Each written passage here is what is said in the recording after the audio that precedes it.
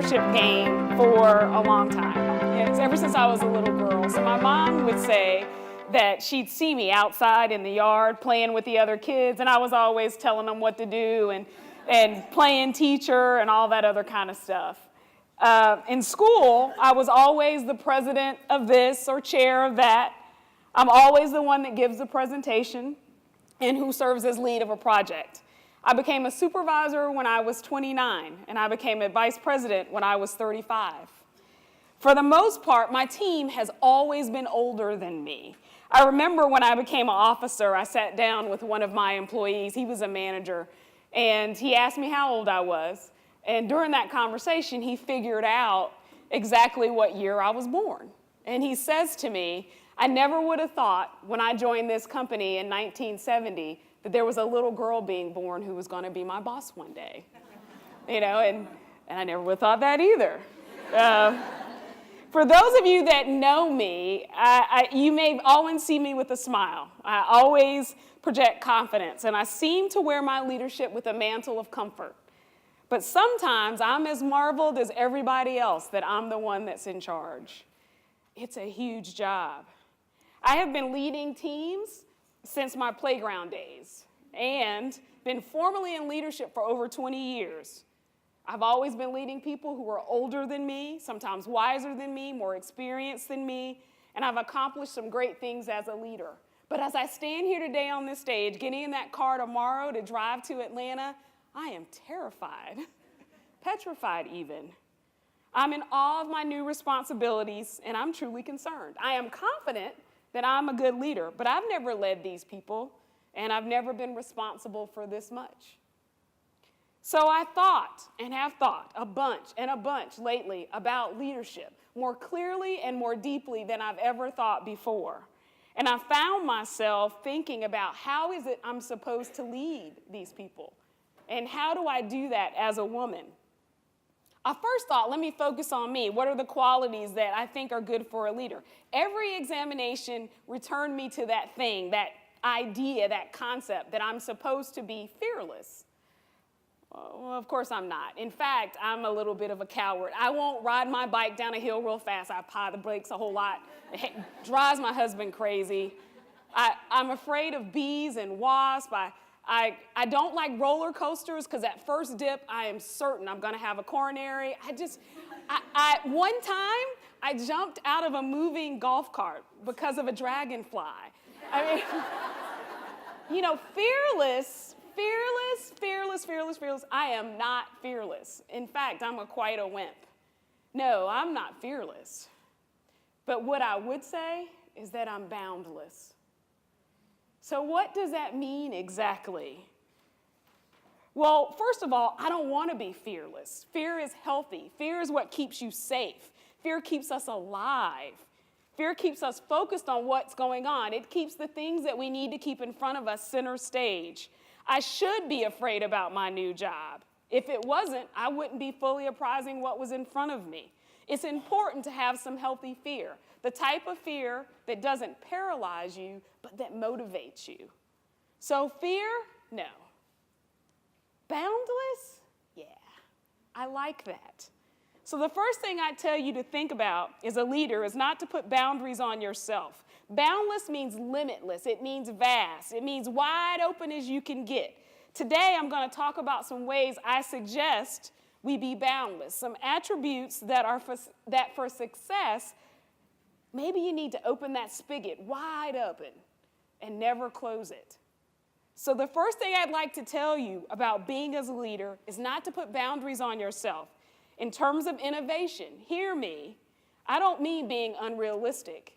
If you don't have wings, don't jump off the building. But can I build wings? Ask yourself that. Boundless means you look beyond the solutions that move you forward. It means you don't see obstacles. Instead, you see opportunities. So what do I mean? Well, first, I'm going to take a little deviation. Let's talk about cookies. There are great cookies out there at the break. Cookies are pretty awesome. Anybody in here don't like cookies? You might not be one to eat them. You may have given them up for Lent like I did. But cookies are pretty awesome. But next time you eat a chocolate chip cookie, you owe it to the boundless innovation of Ruth Wakefield. See, Ruth and her husband operated a toll house where weary travelers could pay tolls, rest, and get food. Well, one day in 1880, she was making a batch of cookies, and she ran out of baker's chocolate. So instead, she took a Nestle's chocolate bar, she broke it up and put it in the batter. What she found after she cooked the cookies was that unlike the baker's chocolate that melted completely throughout the dough, that Nestle's chocolate stayed in little chunks, and chocolate chip cookies were born. Nestle started noticing there was a jump in the sale of these Nestle bars in her area. So somehow or another, they made their way to Ruth, and Ruth told them what she did. So in 1939, Nestle's began selling Nestle's Toll House Real Semi-Sweet Morsels. Her willingness to try something new led to a sweet innovation we still all enjoy today. You probably never heard Ruth's story before, but her boundless innovation in the kitchen is a real treat for all of us. We have to look beyond what is there to see what is possible. When it comes to leadership, we can't stop. Too many people depend on it. And that's what brings me to the second way that you can be boundless. You must have a boundless commitment. You must be all in, especially if you want to be a leader. It reminds me of a quote of a woman named Ayn Rand. She said, "The question isn't who's going to let me, it's who's going to stop me." That attitude, that take no prisoners attitude, doesn't mean you run roughshod over everybody else, but it does mean that you are all in. You cannot do it unless you are. You cannot do it unless you give 100% of yourself to achieve what is necessary to achieve it. Who would want to follow someone who's only halfway there? Why would I do that? If you're not committed, why should I be committed? Before you can lead others, you must first show that you have boundless commitment. Sheryl Sandberg calls it leaning in. And whether you agree with anything else or everything else in her book, you have to agree that what she's talking about is that boundless commitment. Well, what does that look like? I can't tell you. It varies. It depends. It's about making it work for you. I think some of us think that when you hear me say boundless, you think unbalanced. But that's not what I'm saying. There's a young woman in this room, in fact, today, who, when I first started working at Gulf Power, I found out that she only worked part-time. You never would have believed it. Because when she was there for the 20 hours a week she was there, she was so all in that it was ridiculous. There was more production out of her than the people that worked full-time. In fact, I went to her at one point and I said, "Why don't you just work full-time? Because you seem to be really working full-time." And she said, "No, because when I want to go home to spend time with my boys, I want to go and I don't want to feel guilty."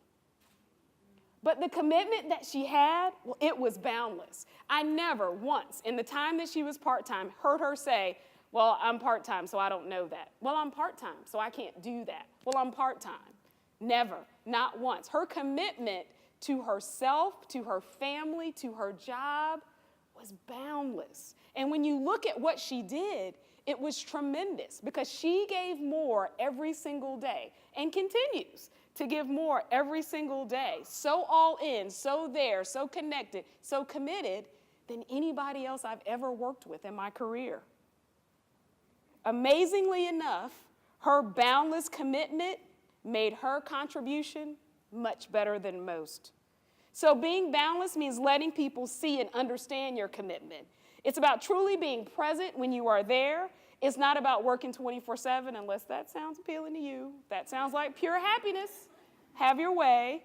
But it's about being engaged. It's about being giving. It's the metaphorical difference between lounging back and leaning in. Balanced commitment is simply about saying, "I will be here, and and if I take on something, I will give that something my everything."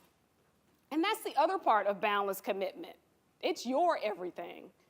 It means being boundlessly committed to who you are, being your most, and importantly, being your best you, not your best me, your best you, not trying to be the best Bentina or the best Grace, but being the best you, whoever you are. Balancedly committed to using your strengths to find your path as a leader. The employee I referenced was balancedly committed to being the type of employee, mother, and wife that was the best of her, of being her best at home and at work on her own terms. Those two things are good. Boundless innovation and boundless commitment. They're pretty awesome. And they're good traits to focus on. As a leader, you must be boundless in your desire to include others. You must be purposefully inclusive. That means having meaningful interactions with people who aren't like ourselves. If you look around, most days you interact with people who are just like you. Why? Because it's familiar, it's comfortable. The first speaker we had talked about the psychology of it. It makes sense, it's easy. But I ask you all, I challenge you all to find ways to include different people in your life, and more importantly, as a leader, to encourage others to do so as well. I mean involved in your life, not just floating around the edges. Ask yourself, who are the last 10 people you had dinner with? And are they any different than you? Leaders don't isolate, they include. We have a world before us that is boundless. It's not about where our cars will take us, it's about where our fingers will take us. It's about this crazy iPad, it's about your smartphone. You don't have to be trapped by boundaries anymore. We can erase them with technology. We can span the divide, and our networks can make us broader and bigger than we've ever been before. We all live in a world that allows us to choose who we want to hear and when we want to hear them. We can create our own little echo chambers, and we can live snugly in them, happily, blissfully ignorant of anything else that happens in the world. But I tell you what, it's dangerous. What you learn from the sound of your own voice is very little. What you learn from the most is the sound of the voices of others. So be boundless in your inclusivity. And when you do that, there's something else you have to employ. It's hard to listen to people that disagree with you. It's hard not to sometimes feel offended by what people say when it's not where your thoughts would go. So I ask you to also be boundless in your grace, in your graciousness.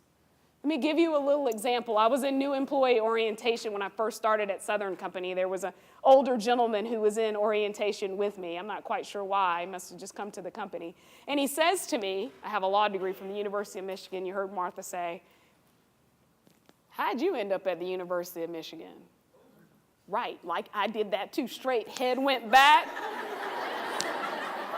As my husband could say, I could see that neck getting ready to start rolling. I was like, what in the world? Have I come to the wrong company? This is ridiculous. I mean, I was just bearing up. And he said, because I don't understand why anybody from North Carolina would ever want to go to Michigan.